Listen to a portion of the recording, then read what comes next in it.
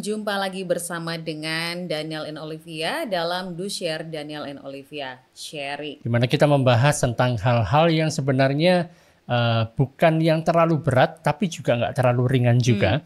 Jadi kita pastinya membahas tentang firman Tuhan. Dan karena yang dibahas adalah firman Tuhan, pastinya firman Tuhan bisa menguatkan kita masing-masing. Dan di tengah segala macam permasalahan yang kita hadapi, kita bisa mendapatkan kekuatan, kita bisa mendapatkan penghiburan, kita juga bisa mendapatkan hikmat, di mana kita bisa melakukan segala sesuatu sesuai dengan tuntunan Tuhan, dan pada akhirnya nama Tuhan yang dipermuliakan di dalam kehidupan kita. Oke, nah ngomong-ngomong tadi kan sempat dibilang nih bahwa saat kita mendengar firman Tuhan pasti ada hikmat, ada pencerahan, ada pandangan-pandangan yang tentunya akan memberkati kita dan memberikan berbagai pandangan menarik ya, insight-insight yang bisa memberkati kita, mengubah kita menjadi pribadi yang lebih baik. Nah, ngomong-ngomong mengenai hikmat, tentu setiap kali kita bicara tentang hikmat itu tidak pernah terlepas dari seorang sosok yang selalu identik dengan kata hikmat. Setiap kali kita berbicara mengenai hikmat, nama orang ini tidak pernah terlewatkan. Gitu ya. Dan kalau teman-teman yang rajin menyimak Do Share, nah minggu lalu kita baru saja membahas tentang seseorang ya yang sangat berkaitan dengan tokoh yang akan kita bahas pada hari ini. Jadi yang minggu lalu itu kita membahas tentang Daud. Nah kalau sudah tahu Daud berarti kemudian kita maju ke minggu ini, dan kemudian tadi ada kata kunci berbicara mengenai hikmat. Maka pasti nggak terlalu susah ya untuk menebak tokoh yang akan kita bahas pada malam hari ini. Ya, namanya adalah Yedijah. Ya, Jedediah. Ya. Atau Salomo. Ya, apa lagi nama-nama lainnya ya? Kayaknya ada satu lagi deh. Ada satu lagi, lupa aku. Itulah, makanya nanti dicari ya, teman-teman yang ketemu ya. Coba ketik di kolom komen. Ada satu lagi nama dia. Lebih cepat yang ketik atau aku yang ingat ya? Ya, kalau memang bicara tentang hikmat, seringkali kita ketemu dengan sosok ini kan. Namanya adalah Salomo ini. Ya. Dan itu karena pada waktu dia masih muda, dia harus menggantikan ayahnya yang memang sudah meninggal, gitu ya, untuk dia menjadi raja bangsa Israel. Dan dia minta sama Tuhan, ya, bukan minta harta, bukan minta kekayaan, bukan minta kedudukan, kuasa, tapi dia minta hikmat untuk bisa mengatur, gitu kan, mengatur segala sesuatunya. Dan Allah melihat hal itu merupakan suatu hal yang baik, gitu loh. Jadi ngomong-ngomong kan, sebenarnya waktu si Salomo ini bisa minta kepada Allah, aku minta hikmat saja, itu sebenarnya sudah berhikmat gitu. Ya, dia tahu memilih yang terbaik gitu. Dia tahu bahwa apa sih yang lebih bermanfaat dari segala sesuatu yang bisa dia minta. Karena kalau dia minta harta pun gitu, Tuhan juga nggak nolak sih kalau kita baca cerita pada saat terjadi dialog itu waktu Tuhan memberikan kesempatan untuk Salomo tuh bisa meminta sesuatu. Dan bahkan akhirnya Tuhan bilang bahwa karena kamu mintanya hikmat, maka harta pun juga diikutkan gitu. Jadi sama umur panjang juga, tapi ada syaratnya. Nah, itu ya. Syaratnya apa? Nah, teman-teman nanti lihat sendiri di dalam Alkitab, cari tahu syaratnya apa sih yang disampaikan Allah kepada Abraham supaya dia bisa mendapatkan harta Abraham sampai Salomo. Jauh banget mundurnya. Hikmat Salomo ini pun bahkan ya kalau kita melihat dalam Alkitab termasuk dalam bagaimana makanan yang disajikan, perabot makannya itu nggak asal-asalan, bagaimana para pelayannya duduk pun itu bahkan bisa membuat orang-orang yang datang untuk mendengar hikmat Salomo itu terkagum-kagum. Jadi mereka bukan hanya sekedar mendengarkan kepandaian, hikmat, dan juga bagaimana Salomo menyelesaikan masalah-masalah, tapi bahkan bagaimana cara Salomo ini mengatur orang-orang yang ada di dalam kepemimpinannya. Yang mana hari-hari ini juga aku pikir merupakan satu hal yang cukup bisa dibilang sangat penting ya waktu berbicara mengenai hikmat di dalam leadership atau kepemimpinan. Ada yang pernah mengatakan gini, semua masalah itu adalah masalah leadership. Jadi kalau ada permasalahan yang timbul, cek kepemimpinannya gitu. Tapi ternyata inilah yang dilihat oleh bangsa-bangsa lain, oleh para pemimpin-pemimpin yang lain saat mereka datang ke Israel untuk menyaksikan bagaimana sih Salomo itu begitu luar biasa dalam mengatur orang-orang yang ada di dalam kepemimpinannya.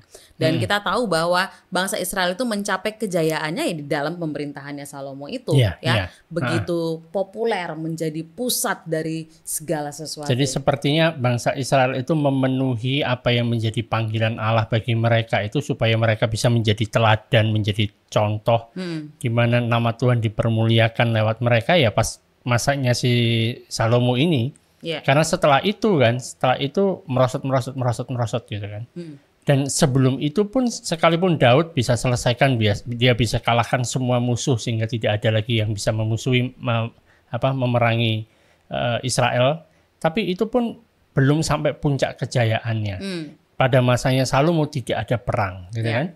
Semuanya sudah enak semuanya dan semua orang bisa melihat bahwa ini loh bangsa yang benar-benar takut kepada Allah itu jadinya seperti ini, sangat luar biasa. Nah, tetapi kalau kita melihat kelanjutannya, masalahnya gini, kalau kita melihat apakah si Salomo ini benar-benar berhikmat, gitu kan? Dia orang yang pintar, orang yang bijaksana, berhikmat. Aku pikir dalam hal apa dulu gitu loh.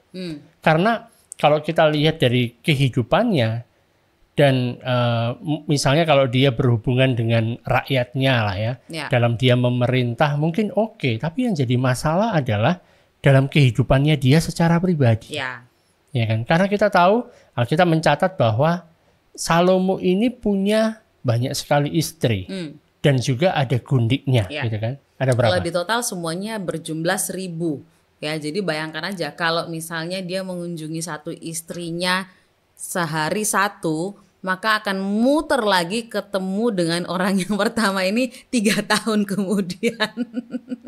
Ya, tapi kayaknya sih nggak kayak gitulah. Mungkin yang awal-awal gitu kan, ya setelah punya istri ini ya sama ini, kemudian dia menikah yang lainnya lagi ya sama itu gitu kan.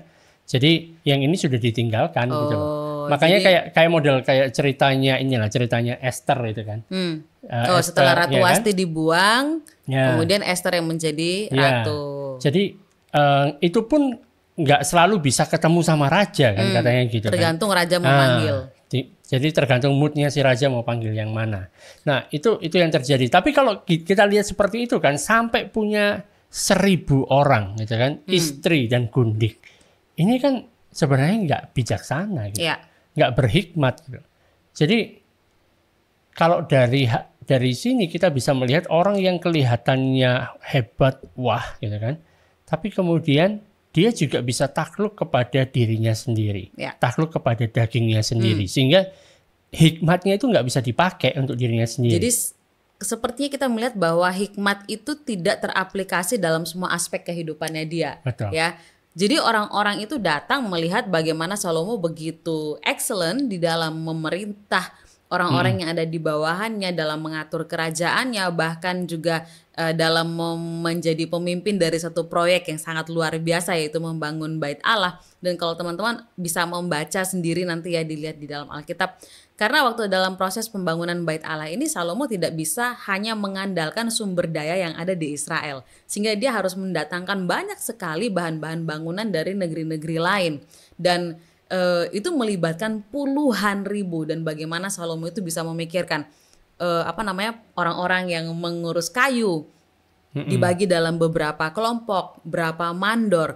dan bahkan juga dia memikirkan, oke, kalau kamu sudah kerja sebulan, kamu perlu kerja 2 bulan, kamu perlu tinggal dengan keluargamu lagi sebulan, kayaknya itu deh, kerja 2 bulan, cuti sebulan, seperti itu ya. Nanti dicari sendiri. Bahkan untuk hal-hal yang mungkin zaman sekarang kita lihat yang menjadi tugas-tugas dari Human Resources Department ya, HRD.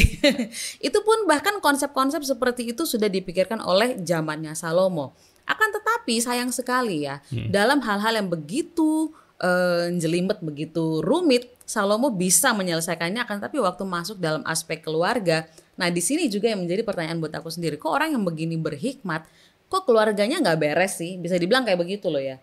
Kok keluarganya tuh kayak amburadul gitu loh. Kok keluar karena terlalu banyak orang yang masuk di dalam lingkaran kekeluargaan yang ini akhirnya membuat mereka sendiri juga saling memusuhi satu dengan yang lain.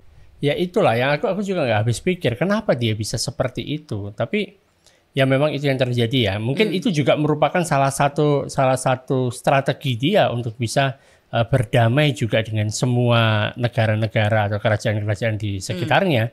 Sehingga cara perdamaian paling gampang ya pernikahan. Gitu kan, lewat pernikahan.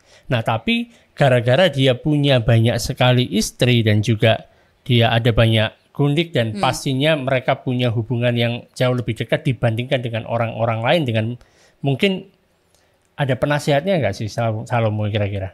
Harusnya ada lah. Harusnya ada ya, paling tidak para nabi yang ada di sekitarnya yang biasa menyampaikan suara Tuhan dan sebagainya. Kayak pada waktu zaman Daud ada Nabi Nathan gitu. Kayaknya Nathan masih ada nggak sih hidup pada masa Salomo? Harusnya kan dia juga bisa mendengarkan dari penasehatnya kalau memang ada. Kalau memang misalnya, aku yang paling berhikmat, aku yang paling pintar, nggak perlu pakai penasihat lagi ya, nggak tahu gitu ya. Itu Raja-Raja pasal yang ke-11. Adapun Raja Salomo mencintai banyak perempuan asing. Di samping anak Firaun, ia mencintai perempuan-perempuan Moab, Amon, Edom, Sidon, dan Het. Padahal tentang bangsa-bangsa itu Tuhan telah berfirman kepada orang Israel, janganlah kamu bergaul dengan mereka dan mereka pun janganlah bergaul dengan kamu. Sebab sesungguhnya mereka akan mencondongkan hatimu kepada Allah-Allah mereka. Hati Salomo telah terpaut kepada mereka dengan cinta. Ia mempunyai 700 istri dari kaum bangsawan dan 300 gundik. Istri-istrinya itu menarik hatinya daripada Tuhan. Sebab pada waktu Salomo sudah tua, istri-istrinya itu mencondongkan hatinya kepada Allah-Allah lain, sehingga ia tidak dengan sepenuh hati berpaut kepada Tuhan Allahnya seperti Daud ayahnya. Demikianlah Salomo mengikuti Asitoret, dewi orang Sidon, dan mengikuti Milkom, dewa kejijikan sembahan orang Amon. Dan Salomo melakukan apa yang jahat di mata Tuhan. Dan ia tidak dengan sepenuh hati mengikuti Tuhan seperti Daud ayahnya. Bahkan ini nih, 7 lagi ya. Pada waktu itu Salomo mendirikan bukit pengorbanan bagi Kamos, dewa kejijikan sembahan orang Moab, di gunung di sebelah timur Yerusalem, dan bagi Molok, dewa kejijikan sembahan Bani Amon. Bayangkan ya, dia nih loh kepala proyek untuk membangun rumah Allah Israel. Karena dia punya pengalaman itu. Dia punya pengalaman untuk membangun rumah Allah, jadi kemudian dia membangun juga sekalian bukit pengorbanan. Dia ambil semua proyeknya. Tapi ini kita bisa melihat yang terjadi bahwa saat kita berada di dalam lingkungan atau ada orang-orang yang bisa dibilang mempunyai pengaruh di dalam hidup kita, dan kemudian waktu kita menghabiskan begitu banyak waktu berinteraksi dengan orang-orang tersebut, sadar atau tidak, maka pengaruh itu bisa masuk ke dalam diri kita. Bahkan orang sekaliber Salomo pun ya, yang bisa dibilang sedari kecil dia sudah mendengar bagaimana Tuhan menyertai ayahnya Daud, kemudian dia sendiri bisa dibilang mempunyai komunikasi yang begitu baik dengan Allah ya, karena bahkan dia meminta hikmat dan sebagainya. Dia melihat bagaimana Allah menyertai dia di dalam dia menjalankan pemerintahan.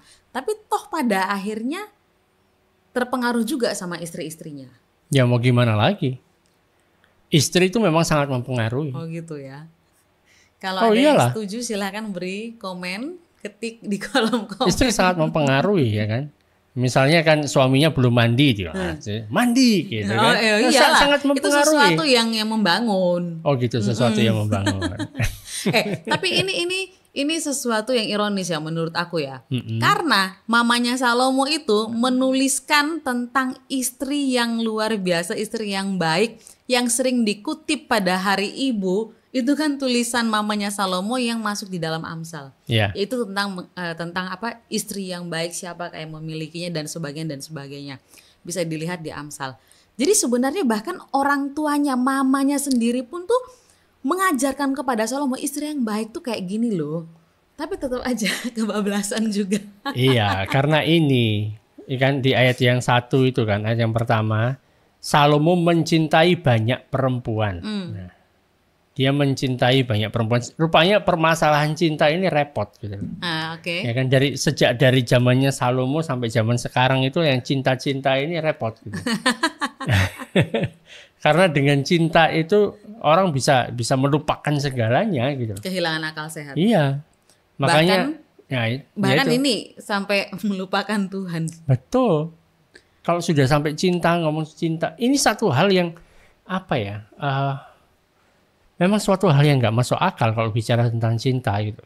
Mungkin teman-teman yang sedang menyaksikan bisa flashback lagi atau saat ini sedang mengalami hal yang sama, lagi jatuh cinta dengan seseorang dan mungkin seseorang ini adalah orang yang tidak kenal Tuhan, yang kemudian karena saking cintanya, saking sayangnya, saking senengnya, ya udahlah, nggak usah Tuhan-Tuhanan dulu lah gitu. Atau ada pembenaran yang lain, nggak apa-apa, nanti aku yang perkenalkan Yesus sama dia. Iya. Ternyata nggak tahu siapa yang memenangkan siapa. Tapi jadinya. Ada yang ngomong nggak apa-apa itu, bagus itu, kamu memang harus seperti itu, supaya kamu bisa berusaha memenangkan dia. Ada yang ngomong gitu loh. Oh ya, ada juga yang kayak gitu ya? Cukup viral juga ada yang ngomong seperti itu, pendeta ngomong seperti itu. Wow. Nah jadi mau gimana kalau kita bicara hal yang semacam ini kan, ini bicara tentang gini, sama seperti Salomo mengatakan di dalam hikmatnya di dalam Amsal itu kan, semuanya tergantung term and condition gitu loh. Ya kan? Tergantung syarat dan ketentuan syarat dan ketentuan berlaku. Dan syarat ketentuan yang berlaku ini itu yang kita harus tahu gimana kita bisa mengaplikasikan pengetahuan kita, hikmat kita di sana. Gitu, enggak semuanya ditabrak A tambah B sama dengan C, enggak semuanya seperti itu. Tapi inilah di mana kita butuh tuntunan dari Tuhan. Nah, di sini si Salomo ini gara-gara dia punya 700 istri dari orang-orang bangsawan, kemudian ada 300 gundik, dan kemudian saat dia sudah semakin tua, ya kan? Dikatakan dia sudah semakin tua, artinya kontrol dia itu kan, keteguhan hatinya itu makin melemah kayaknya. Ya kan, sudah makin tua, jadi gampang dipengaruhi. Mana yang paling dekat sama dia itu bisa mempengaruhi si Salomo ini. Dan sepertinya semua orang juga bisa dilakukan seperti itu juga. Siapa yang paling dekat, yang paling banyak kita bergaul, maka lama-lama kita menjadi sama seperti orang itu gitu. Gampang dipengaruhi, dan mungkin kita pun tanpa menyelidiki, pokoknya karena kita dekat, kita begitu mudah mempercayai apa yang dia katakan. Ya. Jadi kalau misalnya di lingkungan kan, apalagi di satu lingkungan misalnya kami ada di Surabaya kan, ketemu dengan orang-orang yang gampang misuh gitu kan. Nah, dikit-dikit gitu kan ada kata-kata mutiara yang bukan mutiara beneran gitu kan. Itu yang keluar terus-menerus gitu kan. Dan itu bisa kita lihat orang-orang yang ada di sekitarnya juga waktu mau ngomong supaya bisa lebih relate gitu kan. Supaya bisa lebih dipahami, bisa masuk, bisa ngobrolnya lebih enak, harus pakai kata itu gitu loh. Akhirnya ikut-ikutan juga. Jadi semuanya jadi ikut-ikutan. Tapi itu benar loh ya. Karena di tempat aku buka The Pot ya, di situ kan ada tenan yang lain juga tuh. Nah kemudian kadang-kadang tuh ada ya namanya orang jualan gitu kan, pergantian karyawan itu ya terjadi gitu ya. Misalnya ada yang nggak cocok, kemudian harus merekrut yang baru. Dan kadang-kadang karyawan-karyawan yang baru ini masuk, mereka tuh masih yang kayak lugu, masih yang kalem gitu kan. Tapi kemudian selang sebulan, loh kok mulai ikut-ikutan misuh gitu loh. Ya tapi itu membuat mereka semakin akrab. Iya. Jadi makin kamu misuh makin akrab gitu. Aku jadi sampai makanya kemarin waktu aku ngerekrut karyawan, satu peraturan yang aku terapkan adalah tidak boleh misuh. Kamu boleh bergaul dengan semua, tapi di sini dilarang misuh. Tidak boleh misuh. Begitu dia misuh, apa yang terjadi? Dipecat atau gimana? Well, sejauh ini dia masih taat peraturan, dan aku doakan supaya nanti justru bukan hanya sekedar dia taat peraturan, tapi dia juga bisa mengenal kasih Kristus. Itu yang paling penting. Iya, ya. Tapi ini yang terjadi sih. Kita suka nggak suka, lingkungan itu mempengaruhi kita. Ya. Kayak misalnya kan dulu kita waktu masih ada di Jogja, ya kan. Jadi kita cara ngomongnya juga seperti orang Jogja, ya kan. Dan kemudian begitu kita pindah ke Medan, di Medan ngomongnya juga kayak orang Medan. Padahal awalnya jangan ya, gitu kan. Jangan menjadi seperti mereka. Tapi sudah sekian lama ya ngomongnya seperti mereka. Karena apa? Supaya bisa relate. Betul. Nah, bukan berarti kita tidak boleh berubah, bukan berarti kita tidak boleh beradaptasi dengan lingkungan yang ada gitu loh. Tetapi kita bisa melihat sampai sejauh mana, sampai batasan seperti apa sih kita bisa untuk mengikuti gitu. Tapi justru harusnya kan kita yang menjadi terang, kita yang bisa menjadi garam, sehingga dimanapun kita berada justru orang-orang itu yang melihat kita dan mereka mau meniru seperti apa kita gitu. Aku sepertinya seperti terpantik untuk menyorot tentang hubungan Salomo dan istri-istrinya, karena menurut aku ini sebenarnya adalah satu isu yang cukup penting untuk diperhatikan oleh anak-anak Tuhan. Karena memang pergaulan-pergaulan seperti ini yang sampai akhirnya melibatkan perasaan, nggak bicara mengenai usia ya. Tapi waktu melibatkan perasaan, ada hal-hal yang bersifat personal terlibat di dalamnya, seringkali membuat kita sangat mudah untuk kompromi. Ya karena itulah terlanjur sayang lah, terlanjur cinta lah. Kemudian akhirnya kita mulai mentoleransi beberapa hal-hal yang sebenarnya kita tahu kalau dalam pandangan yang clear, kita tahu ini tidak sesuai dengan firman Tuhan. Tapi kemudian ya karena ada perasaan personal yang terlibat di dalamnya, aduh gimana ya, kita mulai mentolerir hal-hal seperti itu. Dan akhirnya sadar atau tidak, kita akhirnya menjadi seperti itu. Bukannya kita yang membawa terang, malah kita ikut-ikutan seperti itu. Yang lucu waktu aku baca ini loh, di ayat berapa tadi? Ayat 7. Pada waktu itu Salomo mendirikan bukit pengorbanan bagi Kamos, dewa kejijikan sembahan orang Moab. Aku dengar kata Kamos ini, baca ini, aku jadi ingat satu kata. Apa? Yang berkaitan dengan kejijikan juga. Istilah di Kupang. Kamomos. Buat yang dari Kupang yang lagi nonton pasti tahu kata ini. Kenapa gitu loh? Maksudnya dari kata-katanya ini ya, kalau kita baca kan, semuanya bicara tentang dewa dewi kejijikan gitu kan. Gila nih gitu loh. Tapi kok disembah gitu loh. Kok diikuti. Ya kadang-kadang ini hal-hal yang jadi nggak masuk akal. Berarti ada spirit di balik hal itu. Ngomongin spirit ini. Jadi ada satu hal di balik hal itu yang membuat orang bisa menjadi terikat. Gara-gara hubungan yang tidak sehat seperti ini. Ayat 8, demikian juga dilakukan bagi semua istrinya. Orang-orang asing itu yang mempersembahkan korban ukupan dan korban sembelihan kepada allah-allah mereka. Bahkan kan, Salomo sudah ditegur sama Tuhan. Ayat 9. Sebab itu Tuhan menunjukkan murkanya kepada Salomo sebab hatinya telah menyimpang daripada Tuhan Allah Israel yang telah 2 kali menampakkan diri kepadanya. Dan yang telah memerintahkan kepadanya dalam hal ini supaya jangan mengikuti Allah-Allah lain. Akan tetapi ia tidak berpegang pada yang diperintahkan Tuhan. Sampai ditemuin sama Tuhan sekali 2 kali ngeyel. Tapi kan,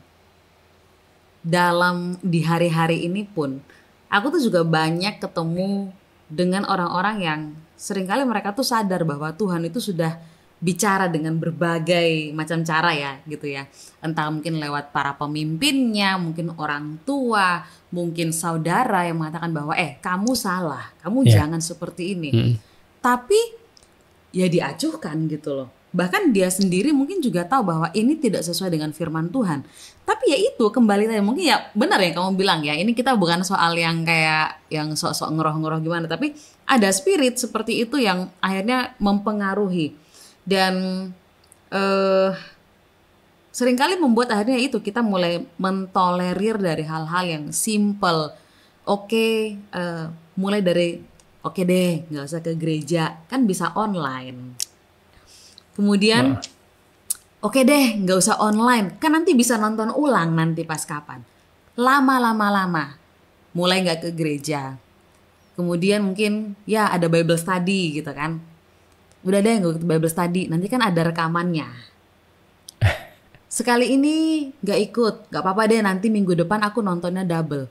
Tapi lama-lama hal-hal yang berkaitan dengan firman Tuhan, yang sebenarnya itu menjadi kekuatan buat kita, yang meneguhkan kita, yang menuntun kita step by step, karena seperti firman Tuhan katakan bahwa firman-Mu itu pelita bagi kakiku. Itu tuh menuntun langkah kita, tapi kita mulai tolerir dan akhirnya nggak terdengar lagi. Akhirnya yang masuk di dalam pikiran kita, hati kita, pikiran kita adalah hal-hal yang di luar firman Tuhan.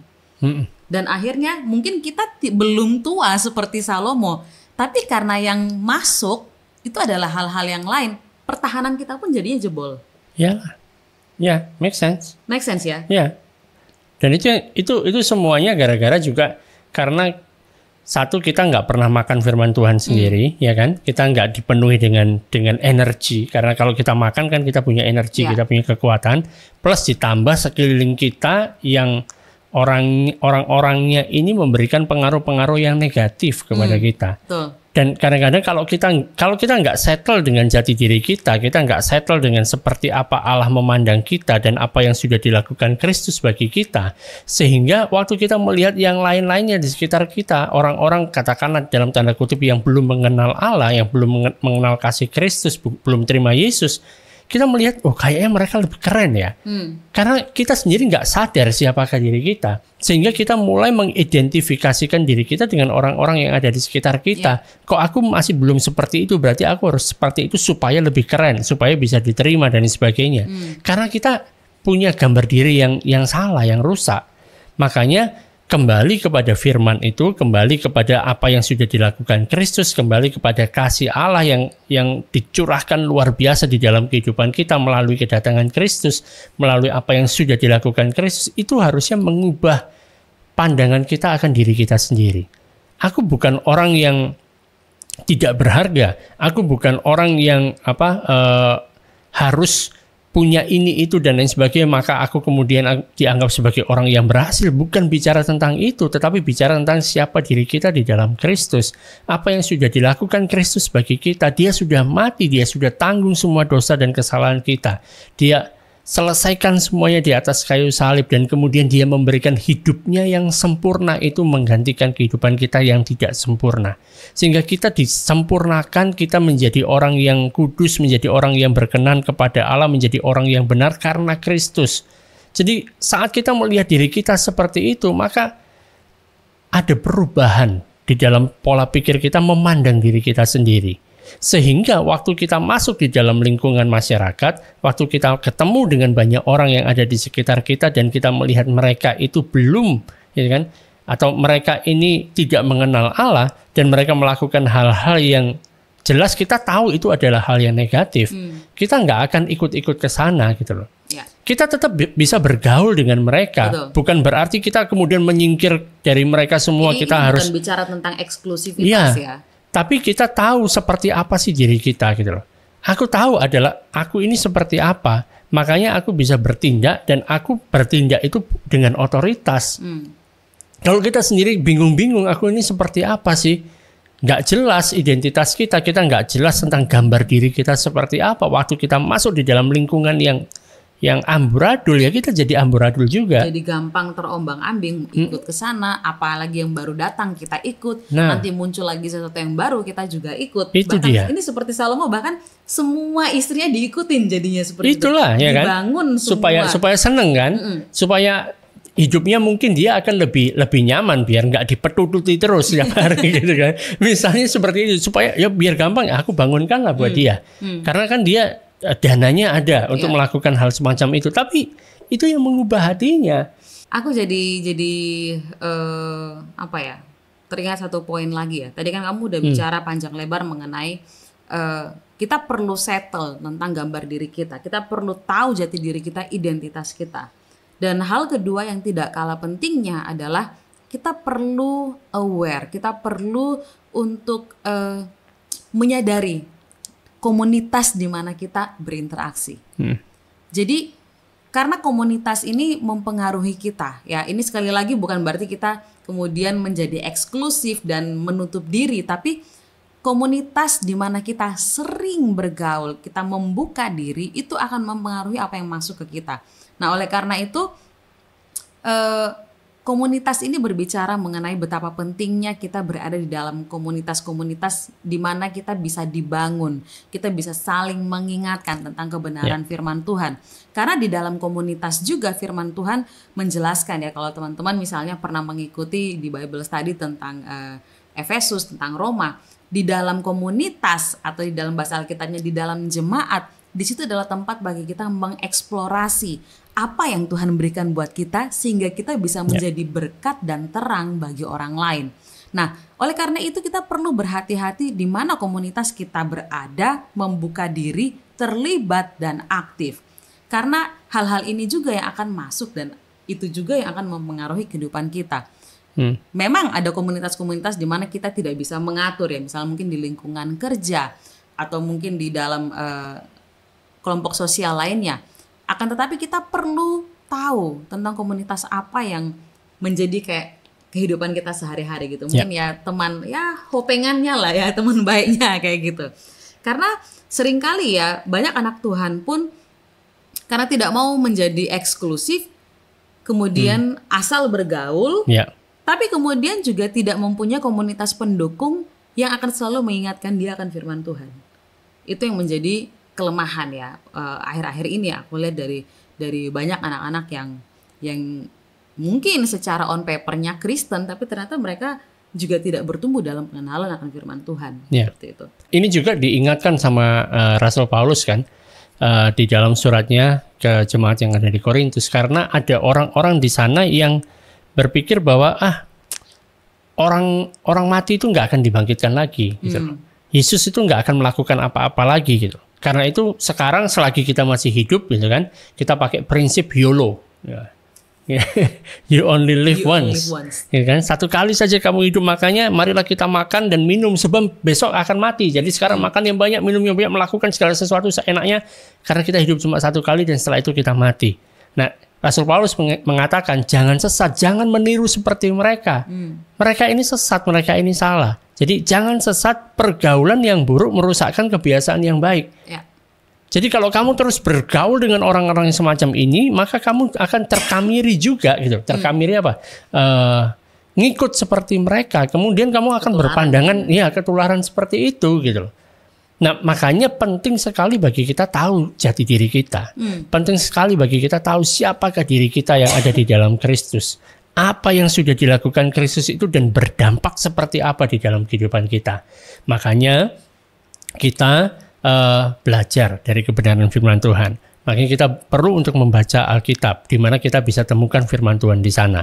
Karena kalau mengandalkan firman Tuhan yang langsung bicara kepada kita di kuping kita, nggak semua orang menerima yang seperti itu. Tapi firman Tuhan yang sudah ada tertulis. Sama seperti Tuhan Yesus pada waktu dia dicobai oleh iblis, dia menggunakan firman yang tertulis. Dia selalu katakan ada tertulis. Ada tertulis. Jadi penting bagi kita untuk mempelajarinya. Nah karena itu kami di dalam Do Share, kita mengundang teman-teman untuk kita yuk gabung sama-sama di dalam Bible Study. Kita belajar sama-sama dari kebenaran firman Tuhan. Supaya dari sana kita bisa mengetahui apa sih yang sudah diberikan Tuhan kepada kita. Apa sih yang sudah dilakukan Kristus bagi kita. Seperti apa sih jati diri kita yang sebenarnya itu di dalam Kristus seperti apa. Sehingga kita bisa menjalani kehidupan kita bukan menjadi dipengaruhi oleh orang-orang yang ada di sekitar kita, oleh pergaulan kita, tapi justru kita bisa menjadi garam, kita bisa menjadi terang dimanapun kita berada. Dan ini hal yang penting. Nah, dan Bible Study kita buka untuk umum. Semua orang boleh ikut belajar bersama-sama setiap hari Kamis jam 7:30 malam waktu Indonesia Barat. Dan pas sekali ya, karena sekarang kita sedang membahas tentang surat 1 Timotius, kita akan melihat bagaimana kehidupan atau bagaimana seorang pemimpin itu bertindak sesuai firman Tuhan. Jadi waktu kita bisa melihat bagaimana Salomo dengan hikmat yang Tuhan berikan itu menjalani kepemimpinannya, tapi kemudian akhirnya dia juga jatuh. Lalu bagaimana di dalam perjanjian baru firman Tuhan menuntun kita dalam masalah leadership, mengenai kepemimpinan yang bisa kita terapkan baik dalam pelayanan maupun kehidupan kita sehari-hari. Ada banyak sekali hikmat yang bisa kita pelajari yang akan membuat kita menjadi seorang pemimpin yang lebih baik. Dan langsung aja kontak kami supaya kita bisa kasih linknya, karena kita akan menggunakan Google Meet pada saat Bible Study nanti. Baik, gitu aja dari kami. Sampai jumpa lagi dan Tuhan Yesus memberkati.